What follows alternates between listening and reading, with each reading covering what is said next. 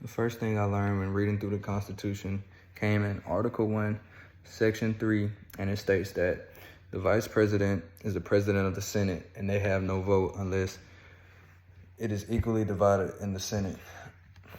I think that's important because the Vice President doesn't have all the power over the Senate, and it still gives Senate the right and power to make decisions on certain things. And if it comes to that they're equally divided, that the deciding vote comes from the Vice President. I think that's important for major decisions that have to be made if it are equally split, or major decisions in general coming from the Vice President, since they are the President of Senate.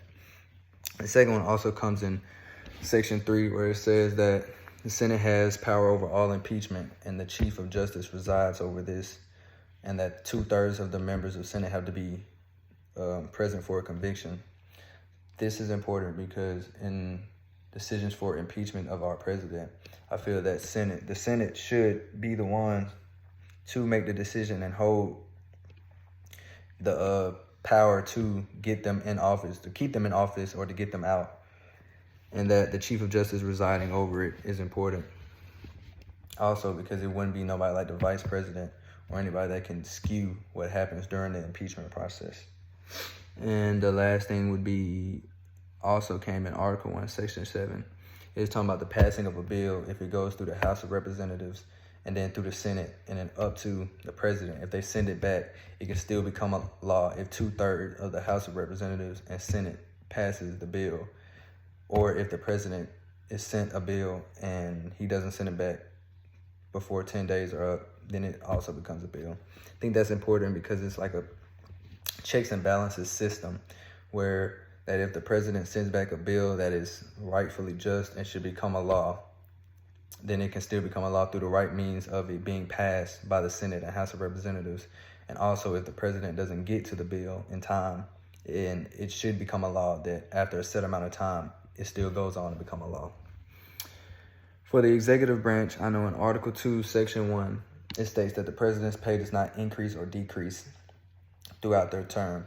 I think that is important because the President's job is not based on their money. It's based on how well they do for our country. And they don't get into it for the money. They get into it to lead our country and change our country for the better.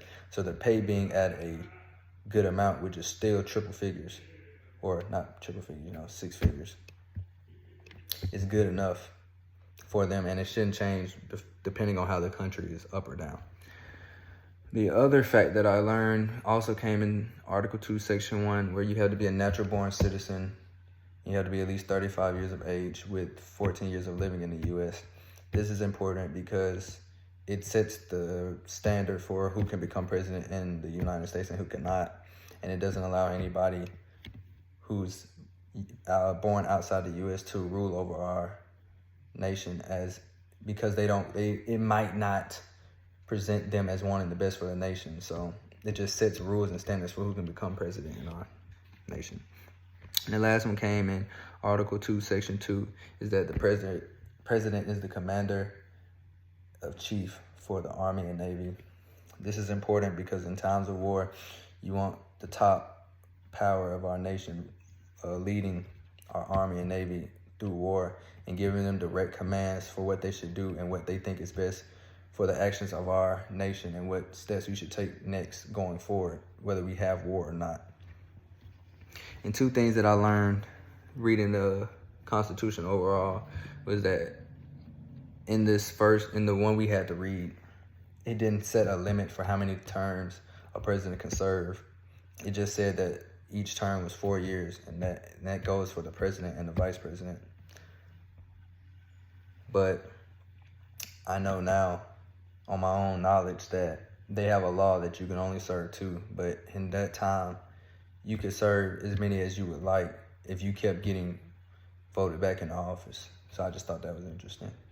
And that the president has to give Congress a State of Union, which means that they have to give Congress an update on how the country is going, how the economy is, certain bills that they may or may not pass, just like a update on what's going on in our country. That's important because Congress needs to have this information coming straight from the president, to also see where the president's head is, and to see how their thoughts and views on what's going on in the nation, and just to keep everybody in the loop of what's going on. So